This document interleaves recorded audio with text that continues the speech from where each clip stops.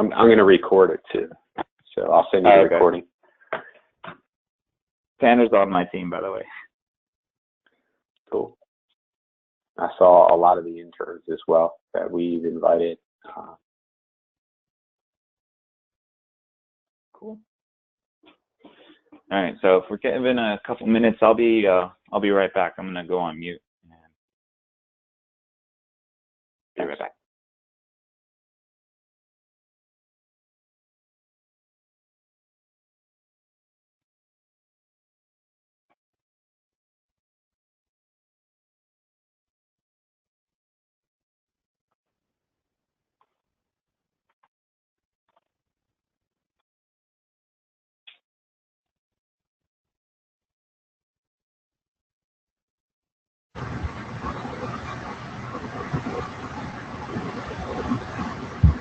Hey team, this is Brett Shippey with Salesforce. We're just getting everybody a couple minutes to log in here.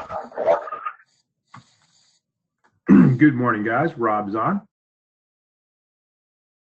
Hey Rob, or anybody else that's on, we're going to be recording this.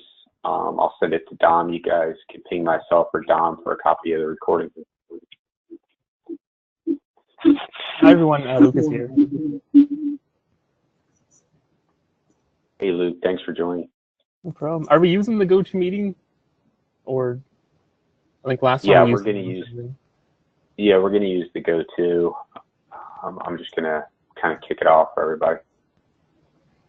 But let's give everybody, let's give it another 2 minutes to allow folks to join, and then we'll just kick off. And the value of this is just recording, the aspect of the platform that we're going to be talking about today. So, myself or Dom could disseminate that when, people are asking about different features, functions.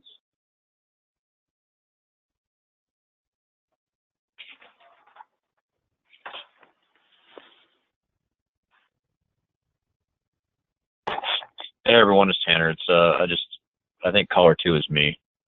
I just muted my computer so I can talk back and forth. Thanks, Tanner. We won't charge you twice, don't worry.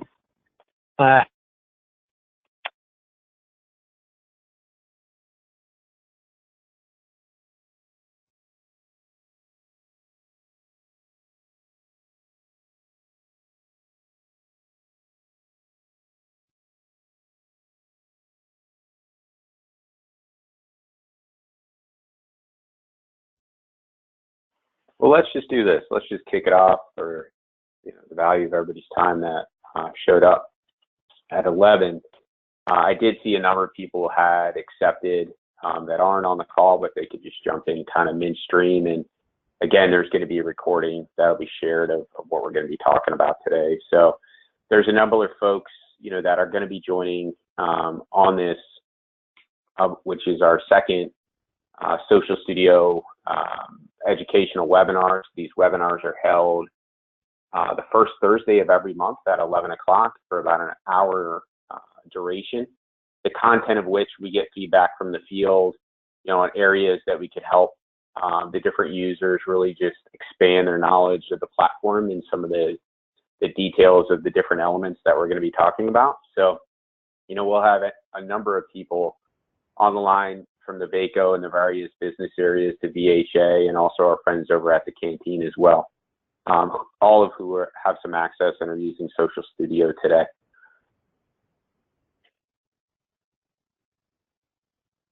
So I'll just kick it off. My name's Brett Shippey. I'm from Salesforce. I'm the Marketing Cloud Account Executive aligned to the VA. I've been working with OPI and Dom and his group really to support a lot of the businesses within VACO. We had last month VHA jump in with some use as well, and the guys over at the canteen are using the platform. So let me try to turn my screen here.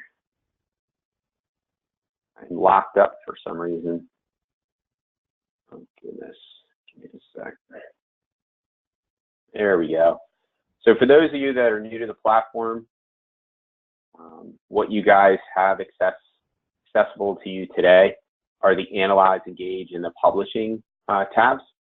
We're going to be focusing today more on the Analyze side, and that's really being proactive right? It's having your finger on the pulse of the community that you're serving, what's being said about your programs, your mission areas, and allow you to craft that into how you respond to that, either with your content or with your messaging that you're putting out there. So it's the digital listening aspects of the platform that we're going to be focusing on today. And so what we're going to do is we're going to have really the flow of today's webinar. We have Luke Gallagher, who's Salesforce's Social Studio product expert, talk to you about the Social Studio latest release and some of the things that came out of that release that are now available in your instance. So Social Studio is a cloud-based platform, and a lot of the features 3 times a year will just be released into your instance. So we listen to the customers, we provide updates, to the ever-changing world of social, and it gets baked right into the licensings that you have. So, when we do these monthly webinars, 3 times a year, we'll lead in with these recent releases, and Luke can kind of go into the details of that. So then what Luke's going to do, he's going to show you how to build a topic profile. And then we'll have Dominic from OPI talk about the use case of a topic profile specifically, and then we'll open it up to a Q&A afterwards.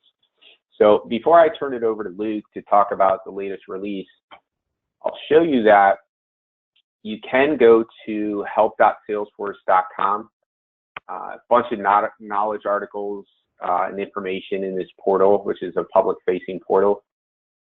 All you would have to do is type in Social Studio, 2019 release. What you would come to is the different aspects of the release that were added to the platform in the latest iteration, which Luke's going to be going down. Also in the help.salesforce.com, you'll gain access to, for those of you that are newer to the platform, this public-facing site, which is, the success with Social Studio. So here, you'll see a lot of on-demand videos. You'll see a lot of different areas where you can get some additional support. When you see here the circle of success, so these are groups of users like yourself, not necessarily within the government, but around the different areas of all the different customers that are using this product. And so these circle of success are just the platforms where users are talking about the different features and functions. So you can become part of this circle of success, and you can be anonymous and just ask questions, and users will actually provide you the different answers. So I think that's great. And there's also, besides this webinar that we're doing on a monthly basis, that's just VA specific, there's also office hours that you could register. So this would be your ability to get questions answered outside of these webinars that we're doing specifically for the VA and VA users. So I can answer any questions kind of at the end of the webinar related to that. But without further ado, I'll just turn it over to Luke Gallagher. And again, Luke is our Social Studio product expert here at Salesforce, somebody I lean on heavily for social. And Luke, if you could just walk everybody through some of the areas of the latest release and how to build a topic profile, I think that'd be a good area to start with today's conversation. Perfect. Thanks, Brett. Hey, everyone. Am I sharing my screen? We see it. Just make sure everything's perfect. So, yeah, so like Brett mentioned, I'll just give you a couple of insights into the new features we just released on the 26th of January. And so, as Brett said, there is release notes online, but I'll just give you like a quick snippet. So basically, one big feature for Publish now is when you go ahead and craft a Facebook post, you can actually target based off a person's interests. And so down here we go to targeting and the newsfeed targeting. So before we could always do age, gender, location, or language. And so you can actually target a place, but now you can do an interest. And so interest could be, like I said, it says here, baseball, daycare, Chicago, Kendrick Lamar, sports. I could type in sports. Whatever interest you type in, you can basically then just select it from the list. So what's telling me is that sports, holy crap, so almost like 1.4 billion people have sports as an interest. Sports and outdoors is 1.43 billion, or just a bit more actually than that one. sports games, and then you can basically see the audience size of the people who have this as an interest. So you can be very. I wonder if veterans pops up. Oh, look at this. There is a veterans one. The United States Department of Veterans Affairs has an interest on Facebook, and so you could basically select this, and if you boost it, you could hit a bunch of people. Essentially, you could do this as one interest, and then there's a lot of people have that as their interest on Facebook, and then you can basically just target the post to them. That's a pretty cool thing, and you can have multiple too, so you can just keep doing it. Oh yeah, more. Oops. You can tell my spelling's bad. Veterans can do this, and they can just keep adding them and change like their age, gender, location. If you want to target United States Department of Veterans in Virginia with the language of English between the ages of this, you can do that for sure. So let's jump into Gauge. So we did a lot of features for Instagram. Now, moving forward, I think we will be doing like a lot more Instagram features, just because Instagram moved to a different API in December. And so a couple of new features for Instagram are, actually all the way to the right, I have a column already set up for it. Basically, Instagram ad mentions, or tags, essentially. So if somebody tags a picture of the VA, you can see it in Instagram. So you'll see that in your Instagram column. In addition to anyone who at mentions the handle that you're looking for, that'll also be tagged as well. So basically, this is an at mention, and it's showing up here, and this is a tag, and it's showing up here. At the same time, either one, you can go over here to conversation, and then see it all. Looks like Tanner has a question. I can just quickly answer that. Do you want to answer midstream, Luke, or do you want to hold questions till after? I'm indifferent to whatever you want. We can just do it. We'll do it later. Yeah, I'll save some time for later because I'm almost done this piece. I'll capture any questions in the chat and I'll ask them at the end. Okay. Yeah. Thank you. Thanks, Brett. Yeah. So Instagram, tag pictures on Instagram. You'll see them, and then you'll also see at mentions on Instagram. In addition to any Instagram post you click on, if you click conversation, you will see all the back and forth. So basically, they're now threading. So before Instagram, it was kind of a mix match. It's like it didn't really thread properly, and that was really on Instagram as well. So now all the comments and replies thread. So you can actually tell, what comment or reply kind of sticks to where. So you can see all that. And then one last item for Facebook, I guess, in the Engage section is that we do have recommendations. So I'm not sure if it's applicable to this audience or not, but I'll definitely show you. So down here at the bottom, we have recommendations. So now on Facebook, you can have one column for recommends and then one column for does not recommend. So that's kind of Facebook's new way of doing the ratings. So before they do a 1 to 5 rating, now it's basically they recommend or don't recommend it, and you can leave your leave your feedback. So you can target that. So now let's jump into toggle profiles. So when it comes to building a toggle profile, so toggle profile, and really the best way to think about a toggle profile, or we just call them TPs around here. So a TP is essentially broad social listening. So listening outside of your own social channels. So the social channels you have registered in Studio, like your own Facebook page, your own Instagram handle, your own Twitter handle, you can easily listen on those. And that's what you're doing most of the time anyway, and engage and then analyze. But let's say when you want to go outside of your own properties, what's being said about the VA in all of social, outside of my own channels.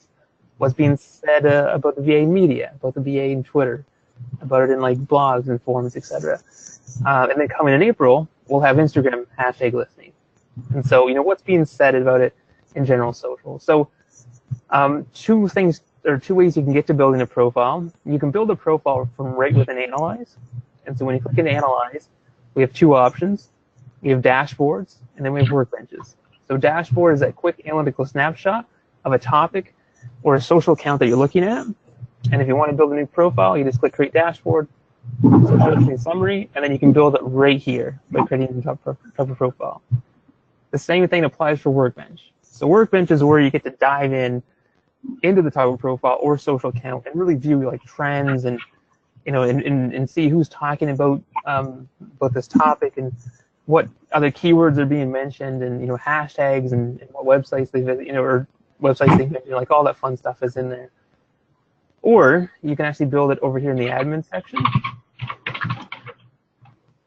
And so it's really all the same, but if you build it over here in the admin section, so what happens sometimes, there could be a profile that already exists that you may end up recreating. So I usually just say, hey, jump on over here, check it out to see if there's a profile that's already created that you're looking to recreate, and then just use it if you can. So, hey Luke, can you give me 1 second? If you're not speaking, can you go on mute? There's some feedback that we're getting that somebody's pecking away. So thank you. Yeah. It's not me this time, Brett. It looks to be Timothy. Yeah, thanks. Yeah, so here you can see the list of all profiles. So this screen shows you all the top profiles that are in your tenant, and then you can view them that way. So to make a new one, you just click Add New. You always want to put a name, and I'm a big advocate of having a proper naming convention. So if someone on the call is like different department or different reason why you're building TP, just put like is it just maybe you're in the VA dash whatever you're building. Or if you're in like VA something else, you could just have abbreviations. Basically, just make it easy on the rest of the people who use the platform, just to know that this is my profile, or this is our profile, and this is what it does, kind of thing. So for this instance, I'm going to go against that and just say VA for my profile. The first thing you do is add a keyword group name, and so I'm just going to call this VA again.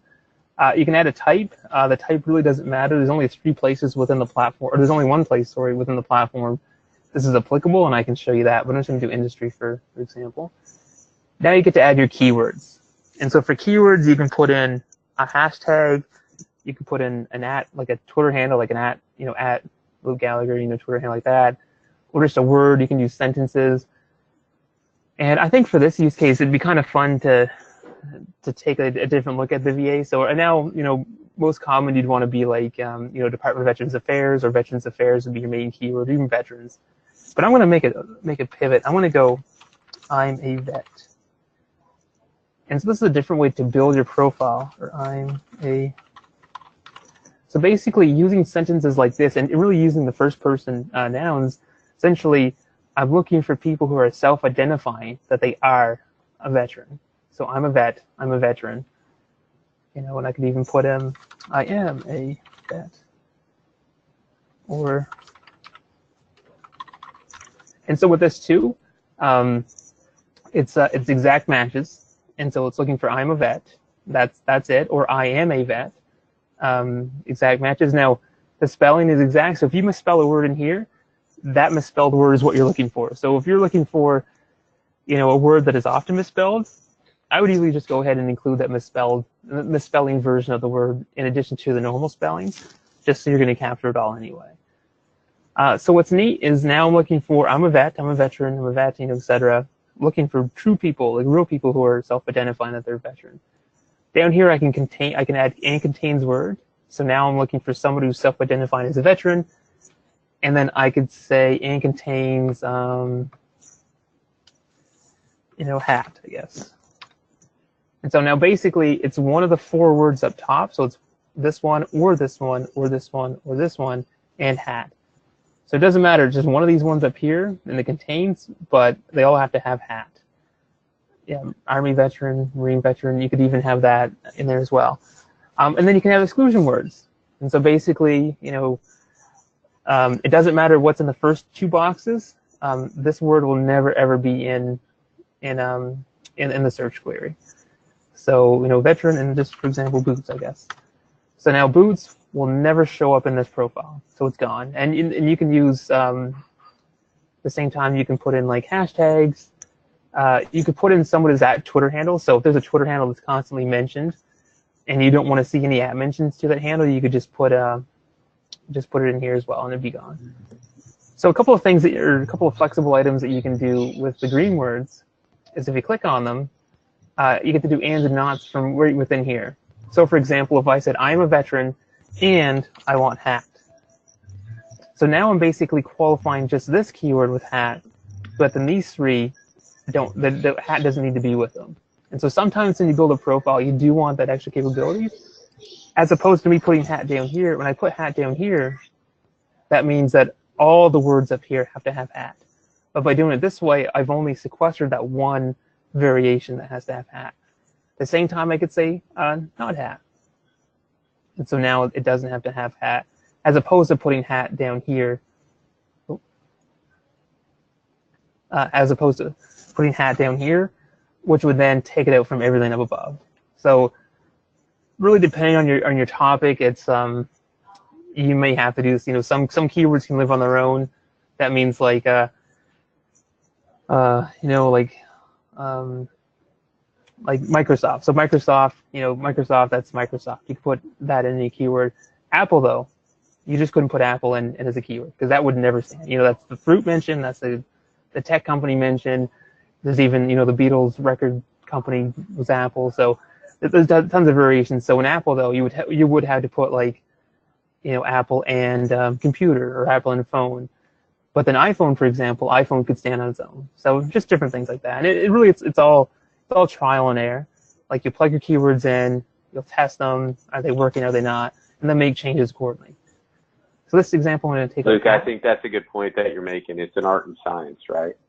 At first you don't get all the results or enough results. It's just keep refining the results to kind of cut out the noise and get to the data you're looking for.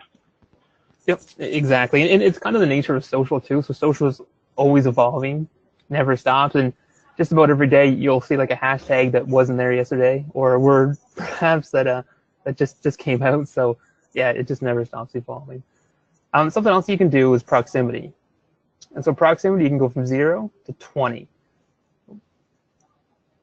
The bar usually moves. I think my screen froze, but essentially you can have 0. I'll click into it again here. Yeah, I think my screen's a little frozen, but it's all right. So essentially you can have 0 to 20 proximity, and proximity means that if I put, you know, proximity 5, that means that I am a veteran. So all 4 of those words or keywords have to be within 5 words of each other. And so when you add proximity, the ordering of the words goes out the window, so it doesn't matter anymore. It's all that matters is that just those 4 words are within 5 words of each other.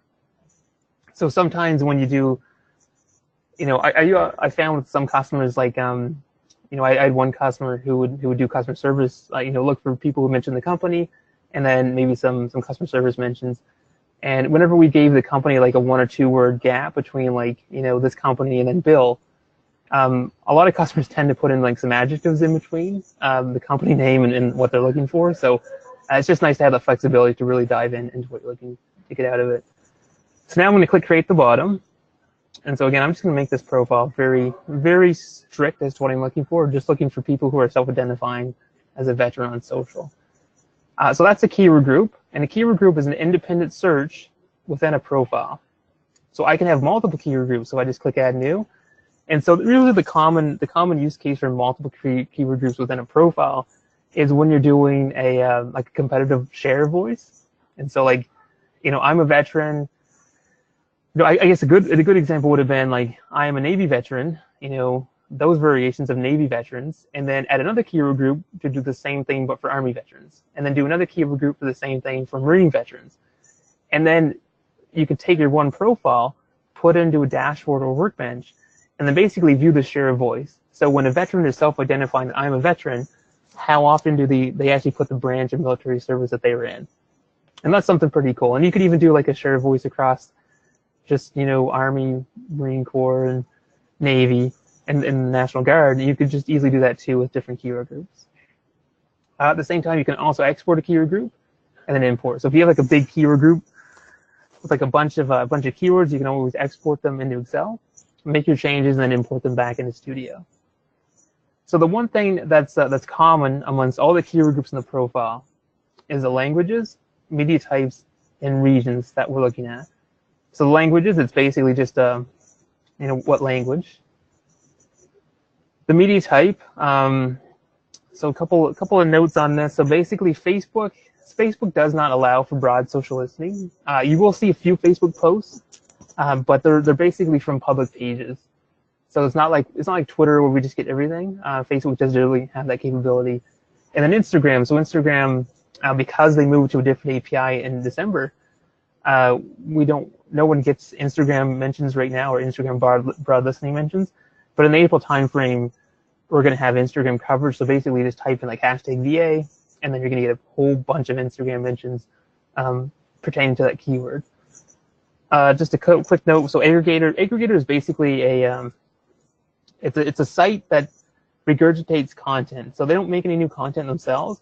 They just take someone else's post and then just essentially reshare it. In terms of share of voice, in terms of social presence, I guess it's worthwhile to see what's out there. In terms of like looking at real things, may or may not add any value. And then buy sell is just eBay, buy sell stuff. And then in videos is like YouTube, and well, I guess really just YouTube at this point. And then regions. So in the region level, we go to the country level. And so right now the regions are the countries. But within a workbench, we do have an insight for Twitter that we can actually get down to the city level. And so I'm going to show you that here in a second. So that's the 3 big filters. Down here at the bottom, we have a thing called the source group. And a source group allows you to put in a specific source. And it can be like a Twitter handle, blog forum, website. You probably have a few right now that you may go to every day just to see like what's being said on them. So basically, you can put those the URLs or RSS feeds into the source group, and then just pull all the content right into Studio. And so with the source group, you have three areas that you can work with. So include all keyword match content. So essentially, you make a profile, you put the keywords that you want to look for in it, and then you tell the profile, here's the exact source I want to look for these keywords on.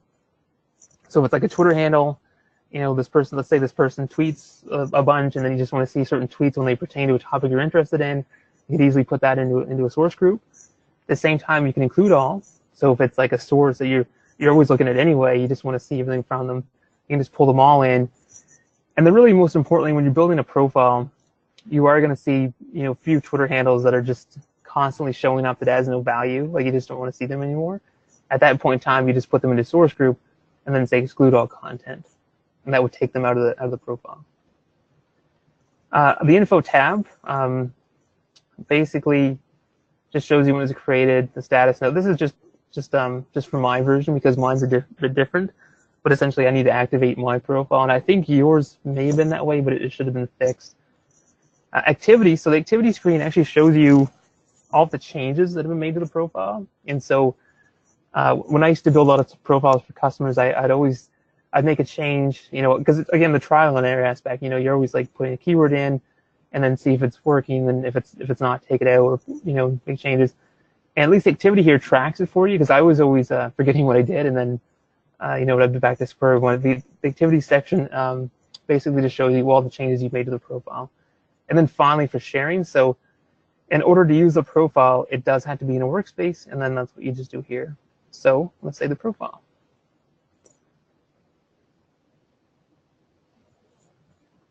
So I saved it, it's down here at the bottom. It has my name, has the ID number. So whenever you make a brand new type of profile, you automatically get 30 days of historical data. Now, what we can do though, is if you email our support team with this ID number, it's right here, so the profile ID number, they can actually take your profile, backdate it 3 years. So it's a rolling 3-year window. And so if I ask support to backdate it right now, back 3 years, it's 3 years as of today. Now tomorrow, it's 3 years as of tomorrow. And so it's a rolling 3-year window. We used to be able to go back to 2008, but we changed our structure to accommodate the GDPR. And so we just want to make sure that we're within that frame. So 3-year rolling window, but that should really give everything that you want to get out of it. Over here you see the EMV. So EMV stands for estimated monthly volume. And what it's saying is that generally over a month period, 30, 31 day, or 30 or 31 days, there's about 1,600 mentions, or 16,000 mentions here in this profile. And then here's the created date. And I just want to quickly show you one thing, and then I'm going to pass it over to Dom. But I want to show you a quick look at the results within a dashboard. So Socialistic Summary, come down here to VA. And this is what it looks like in a dashboard, and it always loads 7 days. We can change it. And so 2,700 mentions in the last 7 days. Here's the influencers. You can see them, and then here are all the mentions of people self-identifying as a veteran. And that's actually quite put a few.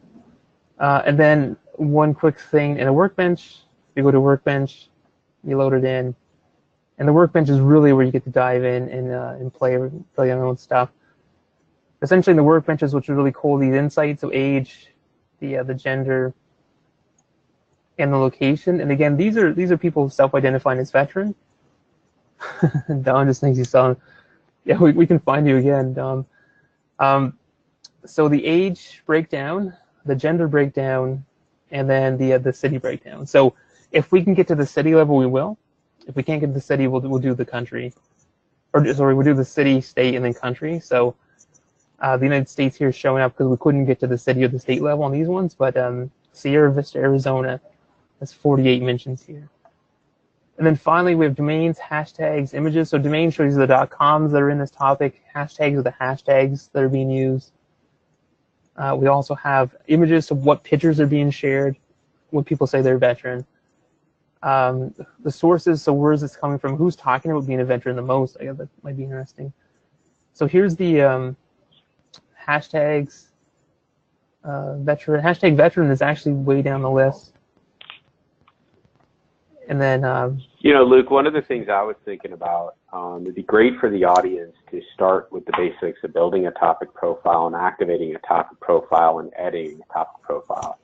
On next month's webinar, maybe we could dive into the workbenches and now how do you get underneath the data that's in a topic profile? Does that sound good? No, that sounds great. I was just want to show a little bit of what you can do with the profile, and then now we can definitely head it over to Don.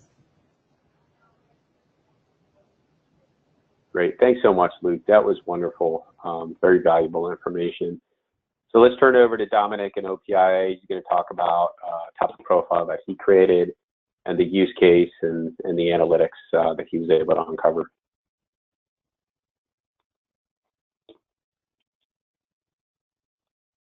All right. Hopefully you guys can see my screen.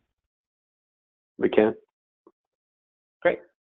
All right. I created 3 topic profiles just in preparation for this this training, and initially I created them as workbenches, but actually during Luke's presentation, I went and created the dashboards for them as well, and those things are pretty useful. They're just all ready to go for you. So just to give you an idea of what I did for the workbenches, I had one for access standards because recently for the Mission Act, the VA announced some new access standards, and so I thought, well, that might be a good thing to look into some information, on social, like what are people saying about it, and so I set up this workbench, and it's pretty cool because you can just pull in the data set, and that data set happens to be a topic profile that I set up. It was only a few words, actually, access to care or access standards, I believe, and Mission Act, but it helped me narrow down to 746 posts. And then when I started looking into the underlying tweets and Facebook posts and other posts, blog posts and whatnot, it was actually the stuff that I was looking for. So in this instance, one of the things that caught my eye was this word right here, lie. And I'm like, what are do people think we're lying about access standards? So I wanted to view the feed on that one and see what it was that people were saying. And it was actually the majority of them, of the posts, were actually from representative or from the GOP Congress GOP chairwoman, actually, Ronna McDaniel, saying that the VA healthcare system will lie in the hands of veterans. So I was like, oh, that was like a false positive. Caught me off guard. I was like, oh, okay, people aren't really, except for this guy, they're thinking that we're lying. But most of these are actual retweets from Ronna McDaniel. So if I wanted to, I could go back through and exclude Ronna McDaniel so that I could get a little bit, I could maybe narrow it down to not this. And then another one that I clicked. Obviously, health is staring me dead in the face, and it was looking through here, and I found that John 8, Wick 5 threw up a bunch of question marks here, like not understanding something. So I look in here, and it's the Veterans Experience Twitter handle saying telehealth is a necessary component, but we're using it as a tool we need to promote and then include them in access standards. And John Wick is apparently confused by that. So that might be a topic that we could delve further into, maybe create a blog post or another tweet about it, or, follow up with some more information about how telehealth is included, or how the new access standards apply to telehealth. So I thought that was kind of interesting. Those are the things that stuck out for me there. But so those are the workbenches. And as I was kind of showing you there, you kind of have to build these out based on the the data set that you use. And I created the data sets using the topic profiles.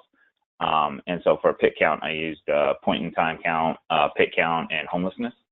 And then you can just start adding cards here to find more information about it and just dig deeper in a different aspect. But I think we're going to be covering that more in another training.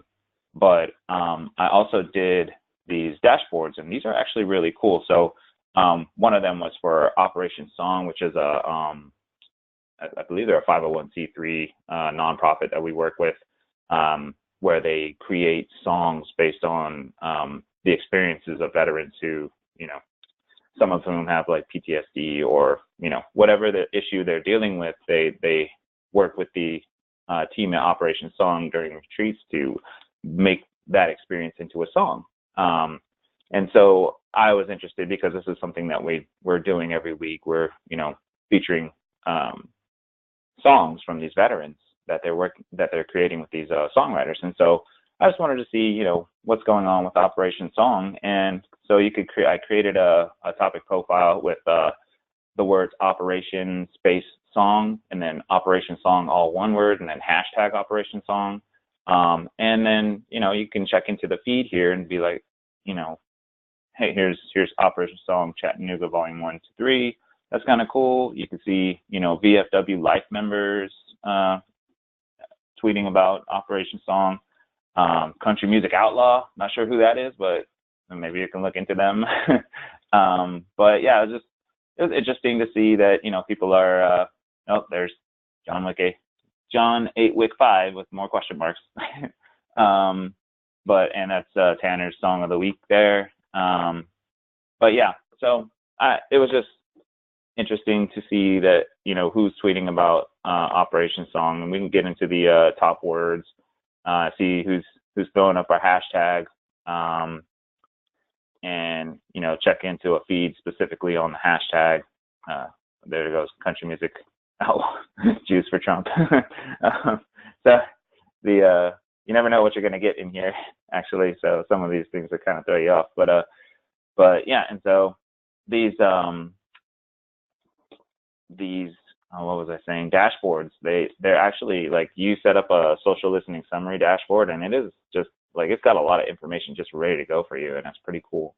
I liked the pit count one because you can see in here people like in different cities, different states, talking about how they're doing, getting groups of volunteers together to participate in the point in time count. Dealing with homelessness. Last week we participated in the annual pit count. It's important to stay relevant on issues. I mean, heck, we could go in and start. Maybe we could retweet some of these if we were, interested in. But some of these are really interesting tweets. And so, anyway, that's what I set up for this training. I just and these are very simple to create. These are very simple topic profiles, just a few words. This one, like I said, is point in time, or I did pit count and point in time count and homelessness. And then this is what I got. And I could go into, these top words and maybe find things that are kind of throwing off my results and use those as exclusion words. I didn't get to do that because, I just didn't have the time to do that, but I could. And as they were mentioning earlier, a lot of it is like, it's an art. You have to like, see what you get and then go through, exclude something or add a different word and to try to get more accurate results and, kind of craft it and form it into the type of topic profile that you want. So that's what I got. John. Yeah, man, that was awesome. Thank you very much for that. I think everybody benefited from it. You know, since you have that up, before you shut off control, Luke, what feedback would you have for Dom here with the TP that he created? Oh, this is great. This is fantastic. I love the use case for looking into the songwriting. It's really cool. Yeah, we love working with those guys. Yeah, being someone that works on with Operation Song a lot, I'm really interested to see some of this stuff. Thanks, Dom. I appreciate it. Yeah, I thought of you when I set that one up. I was like, Tanner might be able to use this. And Ray's got a question about, can you click on one of the influencers? He wanted to see how the influencers widget, how that works. Wait, I'm sorry. Can you click on one of Ray's the influencers? Yeah. Oh, okay, yeah. Let's see. I'm clicking on an influencer, and this actually this happens on a number of the different cards. If you click on one element of the cards, it'll kind of dive into all the different elements, and then you can scroll through and click on them individually, and then it pulls up a feed next to it to show you like what they're saying. But so this one was WSOC-TV, and talking about dozens of volunteers are getting ready to head out on the streets. I guess one question based on this would be, how does Salesforce determine this ranking structure for the influencers? Yeah, that's a great question, Don. So it's an internal algorithm that Studio has that takes into account a Twitter handle's status, so verified, Twitter followers, the number of people they're following, and their updates. So basically, if you're like a spam handle, you have very low influences for it because you have like, thousands of tweets, but then no followers, and then probably not following anyone. So it takes into account those kind of metrics. Yeah, if you click on Channel 9's picture. Where? Yep, Oh, where your mouse just channel? was, like the avatar, or sorry, WSOC. Like right here. Yep. Yeah, it There we actually go. brings up their Twitter profile. So they have 239,000 tweets, but they have 264,000 Twitter followers, and they're following 2,100, and they are verified, so that's why they get a score of 90, basically. Oh, there's there's the check mark right there. Yep. So we could technically, I mean, this isn't like this is nothing, controversial. It's just talking about, dozens of volunteers are getting ready to head out on the streets to speak with homeless people in our Charlotte community. It's time for the annual point-in-time count. That's something maybe we could, think about finding this kind of stuff to reach. These are like news stations and stuff. City of Tampa, Sacramento State, WTVM News Leader 9. Like, this is actually kind of cool. Yeah, well, you know what's cool, Dom? So click on Gina. So WSOTV, they actually retweeted Gina's post, and if you click on Gina on the right, you can click on her pictures. Yeah, so Gina is a reporter, Mint Hill, North Carolina. And that's something that you could have like retweeted the original. Oh yeah, and recent posts too. So on Twitter, we get the Twitter profile, but then these recent posts, these are actually everything from Gina's Twitter handle. So this is everything. Yeah. This is Gina's recent tweets, regardless of what she's tweeting about. Yeah. And then you might find somebody that's tweeting about a lot of topics that you might be interested in. And you can even... What's this? Author labels. You can add author labels. And that's how you follow all them up there. Oh, yeah. Let me not do that. Yeah. But if there's handles, we didn't, the source group thing, I mentioned, basically there's handles that you usually retweet. You can just put them in a source group and then just pull them all in. Oh yeah, we still gotta do some training on source groups, because that would be useful. That would have come in useful the other day. So you're off to the races, right? You're only a couple months in the platform, Dom. You're doing great. You're a great champion for everybody to kind of watch and see what they're doing. So thank you for that. I'll turn it over to Q&A for anybody on the phone, and then maybe I can ask some of the questions that are on the line. But does anybody just want to ask their questions out loud on the phone?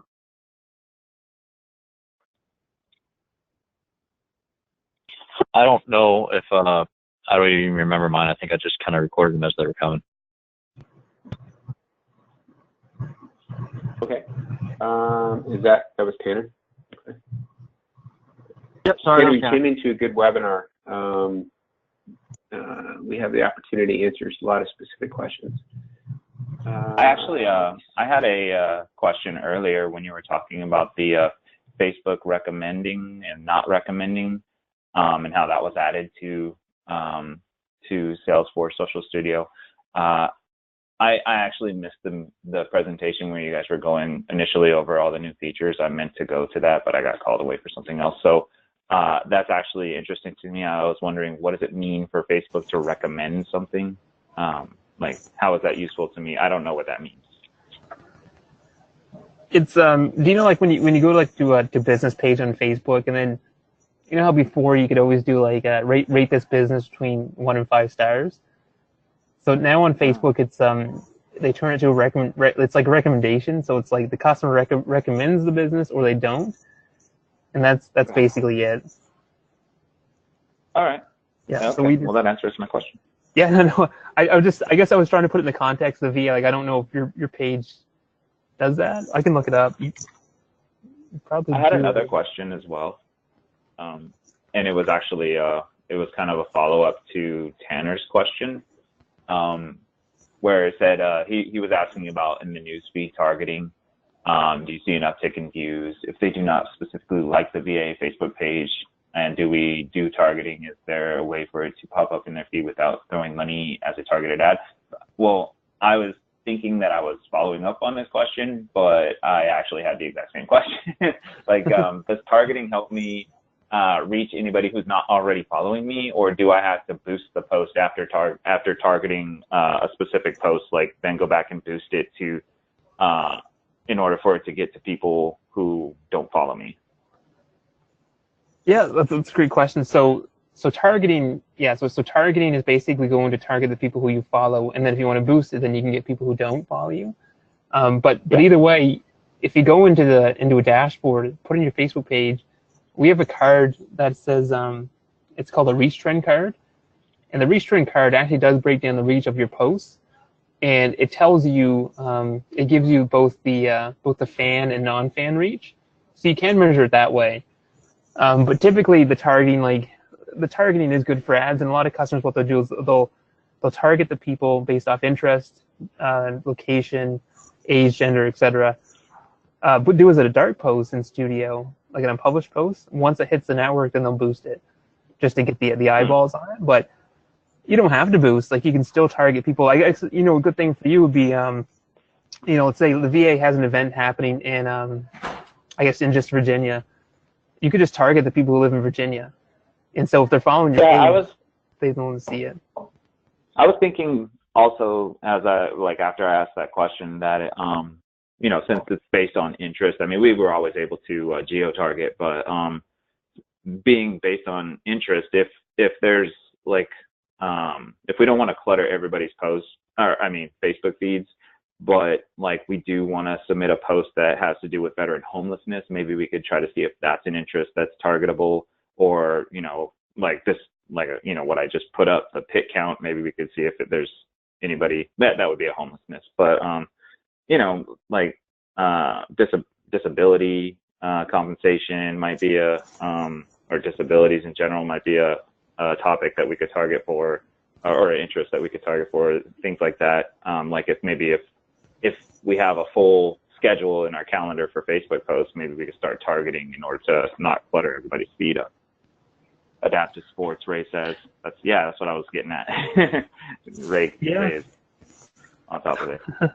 That's actually a great use case. Yeah. Yeah, I didn't think about that. That's actually, that might work out pretty good. Yeah, it would. Something to think about at least. Like different. That's all the questions I had. Yeah.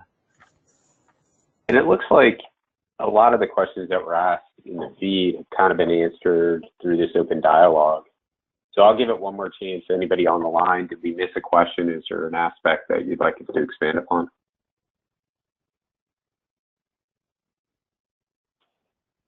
If not, that's fine. We can close this. I'd like to thank all the digital marketers out there at the VA for joining this. You can say that next month. Ray put out there in chat that he had one. Go ahead, Ray.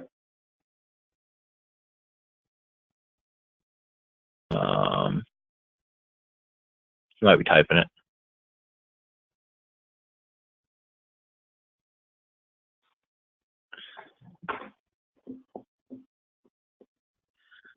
That's just says,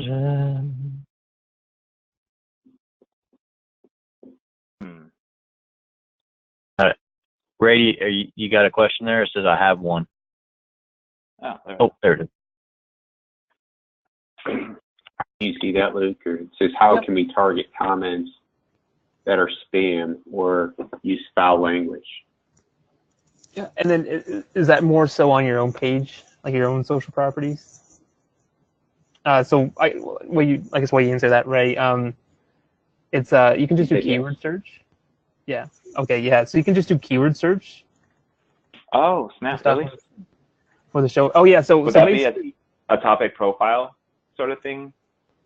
Well, there's a couple ways you can do it. You can actually just load up your own accounts in a workbench, and then a workbench you can do keyword listening on your own stuff, and then you can do it by almost the same way as a profile. But actually, before it shows up, that's I think we've already mentioned this before, but our automation tool. So our automation tool could actually do that. It basically runs 24/7, and when someone, it can be based off the language or based off the person, and depending on either or, it can delete or hide them on Facebook, and then if it's on Twitter or Instagram, it can basically just flag it for you.